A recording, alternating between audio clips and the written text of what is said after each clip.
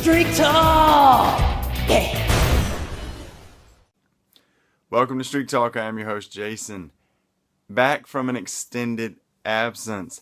Been very sick over the last few days. That's why I haven't produced any videos, any props. Really just been hanging on for dear life. Couldn't speak above a whisper the first few days. Then I slowly evolved into a little bit of a Chewbacca mode. Then, slowly I evolved into a Barry White mode. Love is in the air. That's for all you lady streakers out there, right? Now that I've embarrassed myself, though, let's get to it. You know what it is. It's Sunday. Time for a little NFL action. Green Bay Packers hosting the Philadelphia Eagles. Well. Thought maybe this would be a matchup of division leaders. However, surprisingly, both Detroit leading their division, Dallas leading their division. So we're talking about a battle of second place teams. Well, Green Bay coming in on a roll. Aaron Rodgers playing at a level that we haven't really seen played at. 6 touchdowns in the first half last week, annihilating the Bears. The game was over really before it even started. On Philly's side of the ball, Nick Foles went down. People panicked because in came Mark Sanchez. What were we going to have? The butt fumble part 2? Well, I think we might have found out that is there any difference between Mark Sanchez and Nick Foles? I'm not sure there is. Yes, he's sort of stigmatized by that infamous play, the butt fumble, and sort of been what his hallmark is. But while he was with the Jets, he could make some plays.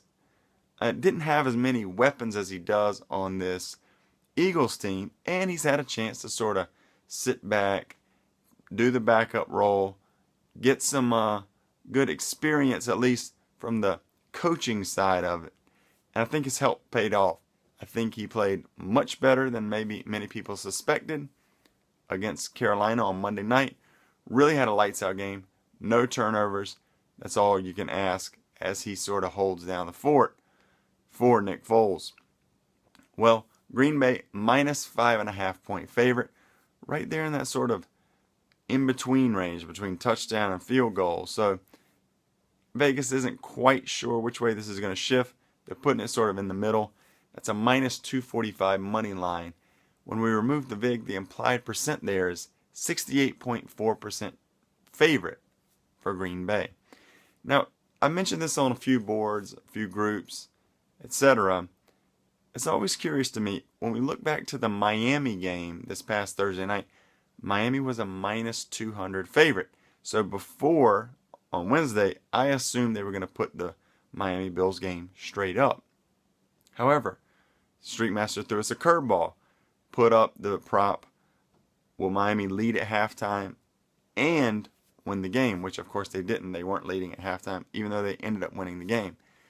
Yet this one, Green Bay even bigger favorite, minus 245, and he puts it straight up. I'm really curious how he gets to these decisions. If we can find that, we could probably make some money betting. Anybody knows, please leave a comment at the bottom of the page so we can get to the bottom of this, solve this unsolved mystery. Well, I did look at a few computer simulations, and they were really right along the same lines, for the most part, as the implied betting lines.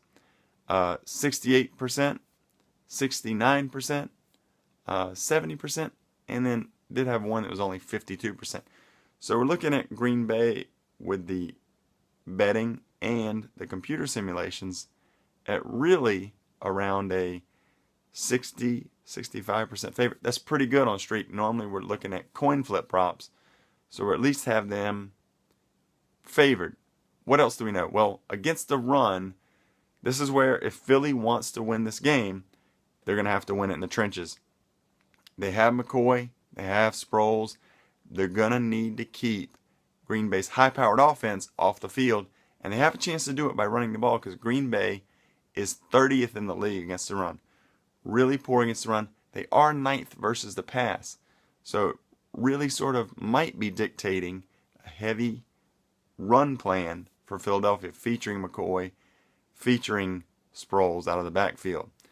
Philadelphia, sort of in the beginning of the year, they were Defense was really making some plays, returning some touchdowns. Special teams was giving them touchdowns, sort of playing above their means. They've come back to earth a little bit, statistically speaking. 19th versus the run, 22nd versus the pass. Now, another way Philadelphia, if they want to win this game, has to stay it. They can't turn the ball over. They are 24th in the league in giveaway takeaway margin at -5, meaning they've turned the ball over 5 times more. 5 individual times, not like 5x. 5 individual times more than they have taken the ball away. Meanwhile, Green Bay is 3rd in the league at +10. So, Philadelphia, run the ball, take care of it. That's your best shot at a chance for success. Randall Cobb, 2nd in the league in touchdowns. Bet you didn't know that. Only behind Thomas, the tight end, out of Denver. Rodgers really, like I said, lights out, incredible year. 25 touchdowns, only 3 interceptions. Ever since he gave us this relaxed speech, he really has put his money where his mouth is. He leads the league in passer rating, just playing head and shoulders above every quarterback in the league. Just about. I'd even take him over Peyton Manning at this point. Well, you have Cobb, you have Jordy Nelson, you have Devontae Adams, that good young wide receiver out of Fresno State. You also have Eddie Lacy.